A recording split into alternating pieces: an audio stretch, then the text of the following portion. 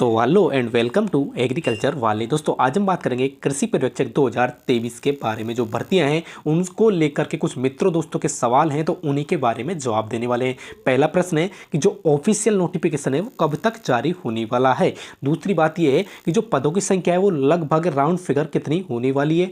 उसके अलावा बात की जाए, थर्ड प्रश्न है कि जो फॉर्म है वो कब तक भरी जा सकते हैं। फॉर्म भरने के बाद में जो एग्जाम है वो कब तक होगी, हमें कितना समय मिलेगा तैयारी करने के लिए। इसके अलावा बात की जाए, थर्ड फिफ्थ प्रश्न है वो है कि तैयारी कैसे करें कि 2023 के अंदर जो कृषि पर्यवेक्षक की वैकेंसी आने वाली है उनमें हमारा सिलेक्शन हो सके। तो इन्हीं सवालों को लेकर के इस वीडियो में हम जवाब देने वाले हैं। पहले बात की जाए दोस्तों कि नोटिफिकेशन है वो आपका कब जारी होगा। तो दोस्तों जो नोटिफिकेशन है आपका वो मार्च के स्टार्टिंग से लेकर के एंड तक आपका जो ऑफिशियल नोटिफिकेशन है वो जारी हो सकता है। यानी होली खत्म हो चुकी है तो होली के आसपास में आपका जो ऑफिशियल नोटिफिकेशन है वो जारी होने वाला था। यानी कि लास्ट तक आपका जो ऑफिशियल नोटिफिकेशन है मार्च के लास्ट में आपका 101% है, आपका ऑफिशियल नोटिफिकेशन है वो जारी हो जाएगा। अब बात की जाए दोस्तों पदों की संख्या की। दोस्तों पदों की संख्या को लेकर कई मित्रों के मन में डाउट है कि पदों की संख्या लगभग कितनी हो सकती है।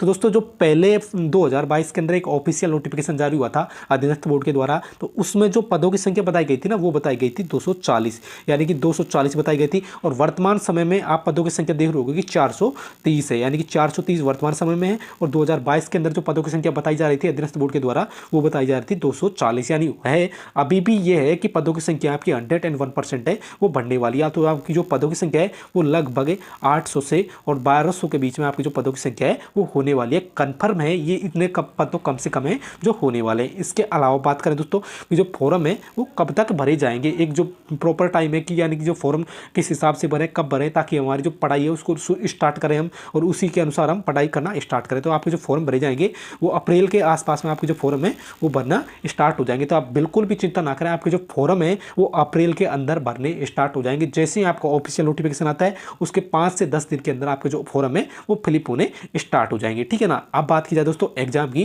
कि वो एग्जाम है वो कब तक हो सकती है। तो दोस्तों एग्जाम है वो आपकी अभी तक बताया जा रहा है कि अगस्त से लेकर के सितंबर तक जो आपकी एग्जाम है वो 101% है आपकी एग्जाम है वो होने वाली है, ठीक है ना। और जो पदों की संख्या बताइए दोस्तों, पदों की संख्या देखो पहले तो थी 240, ठीक है ना, फिर हो गई वो 430 पदों की संख्या हो गई। और दोस्तों अभी तक तो क्या है कि हॉर्टिकल्चर विभाग के जो 500 पद है वो ऐड होने हुए हैं। और मार्च के अंदर कृषि पर्यवेक्षक है, कुछ कृषि पर्यवेक्षक है उनका रिटायरमेंट होने वाला है, लगभग 39 हुए हैं तो वो भी ऐड होने वाले हैं। तो ऐसे ऐसे करके आपकी जो पदों की संख्या है ना कन्फर्म है दोस्तों कि लगभग 1200 के आसपास में जो आपकी पदों की संख्या है वो होने वाली है, ठीक है ना। अब बात की जाए नेक्स्ट है कि तैयारी कैसे करें कि 2023 के अंदर जो कृषि पर्यवेक्षक की जो भर्ती आई है उनमें हमारा सिलेक्शन हो सके।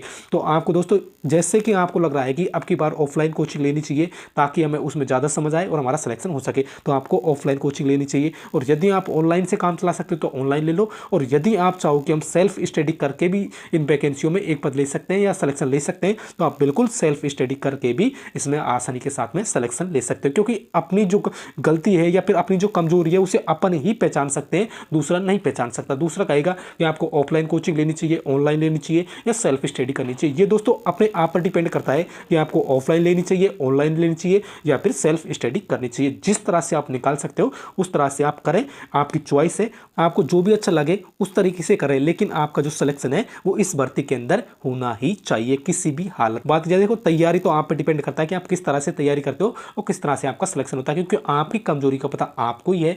तो जिस तरह से आप सिलेक्शन ले सकते हो उस तरह से आप पढ़ाई करो। ओके, धन्यवाद। जय हिंद, जय भारत।